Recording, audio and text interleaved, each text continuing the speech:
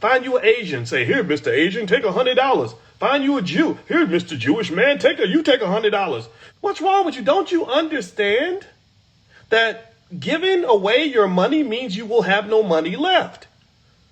One of the most fundamental rules in all of mathematical history is 1 + 1 is 2. And 2, I know it's complex, but I'm going to make it simple for the GED section in the back.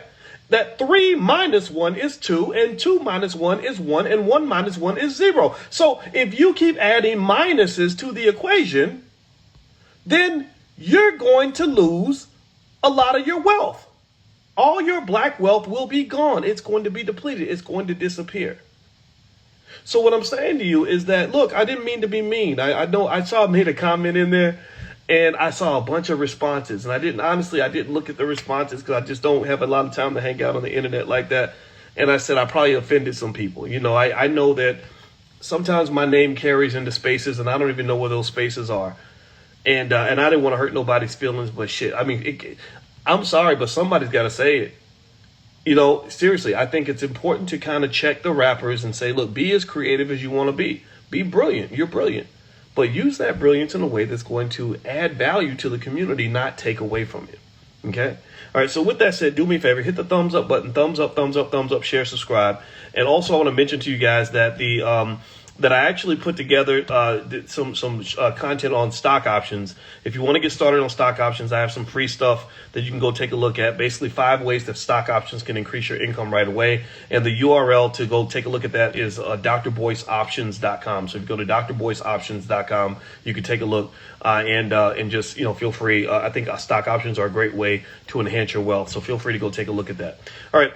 So here's a couple of things I want to show. So hang on to the end of the video, and I'm gonna give you a stock that I really like for this week. A stock I just bought hundreds of shares in that I believe is going to do very well in the future, short and long term. But first, I want to give you a quick overview of what I've been seeing with the crypto industry. Now, I did a live early on Instagram. I kind of alluded to this. I've done a little bit more research, and I want to kind of tell you guys what's going on with crypto and kind of use this as an opportunity to understand how these things work, how these cycles work. There's nothing new under the sun. Most things have happened in the past, and you can look at history to understand what's going on right now. So basically, crypto has been taking a major dip. It's been getting its butt kicked. A lot of the reasons it's been getting its butt kicked is because you have so much leverage in this whole innovative space called DeFi, where basically they were acting like banks without actually being banks. They were acting like a Federal Reserve without actually having a Federal Reserve. They didn't have some of the things that we have in the banking system to protect the system, like lenders of last resort and things that we learned from the Great Depression, basically. We didn't have these things before 1929, and then you saw stock prices went way high. There was a lot of crazy speculation. There's a massive crash. People are jumping off buildings and going crazy, losing everything. So they get pissed off, and this is a cycle. It always happens. Everybody gets mad, and they turn to the regulators and they say, hey, regulator, you need to stop this. These people took my money. Now, mind you, these same people who were making money before the crash, they were taking full credit for it. Look at how smart I am. I'm such a smart investor. And there's something about making money that makes you feel like you are just it's smarter than we are, right? And in fact, I'm a professor of this stuff. This is what I do. I've been doing it for 30 years now. And one of the first things I learned when I got my education is that it's not how smart I was. I learned how dumb I am. I learned how little I know, right? I became very conscious of that is a pretty good sign that they're probably not that smart. So anyway, with that being said, crypto has been getting its butt kicked. And you're seeing a lot of accelerated destruction in the industry. You're seeing a lot of what Professor Andrew Caroli was my dissertation chair at Ohio State. He's now at Cornell. He's an expert on financial contagion. So a lot of times financial problems can spread just like COVID spread, just like a virus spreads. And the degree to which the spread occurs is whether or not you have enough social distancing and people wearing masks and things like that, right? So that goes for viruses. Well, the same thing is true with financial systems. If you have financial systems that are overlapped, intricately linked, almost like two people having sex with each other that are deeply connected, then when one gets sick, the other one's going to get sick. If the person in the bed with you has COVID, you're going to catch COVID too, most likely. Even though my wife didn't catch it, even though she was right next to me, which I thought that was really interesting because I did have it at one point. So anyway, my point here is to say that financial contagion is a big problem in general in the global economy. That's one of the shortcomings of globalism. Crypto has like triple contagion. Like if you think about typical financial contagion as being like, again, using that analogy of two people having sex with each other, crypto was having orgies, basically. They literally were just doing things financially that were incredibly risky, incredibly dangerous.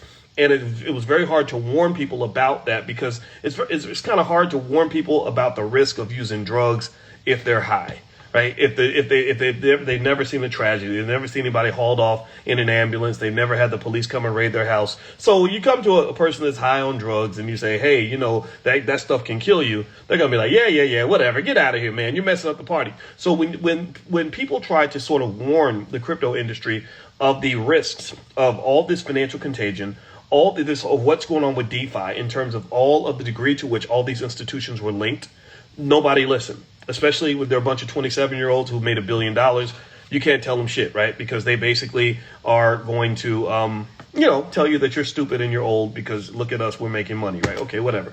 Well, now they're learning. Now they're seeing what can happen on the dark side of that. Now, the professor I mentioned at Cornell, his name is Andrew Carolyi, Karolyi. So generally speaking, what I see with the crypto space is that this DeFi thing, it's like having a new sports car where it can get you from 0 to 60 in 3 seconds. It can go 200 miles an hour, but if you crash that sucker, you're gonna burn up and you're gonna die, right? So DeFi is probably gonna get regulated heavily, because what happens when there are crashes, and these crashes are pretty bad. You have some of these exchanges where people literally just ran off with the bag and disappeared, and the cops are looking for them and all this other stuff. So when the investors lose their money like that, they go into another interesting area that another guy on my dissertation committee used to talk about. His name was David Hirschleifer, and he talked about something called self-attribution bias. Self-attribution bias is where when things are going good, you take full credit. You're telling everybody how smart you are. It's all you're doing. Like, I did it all. I made myself great. But when things are not going good, we tend to find a scapegoat. We even do this in sports. Like, if the team wins the game, people will tend to say, we won. But when the team loses the game, you ask them, well, what happened? They'll say, oh, they lost the game. Well, wait a minute, it was we before, but now it's they. How come it's not we when you're talking about the losses?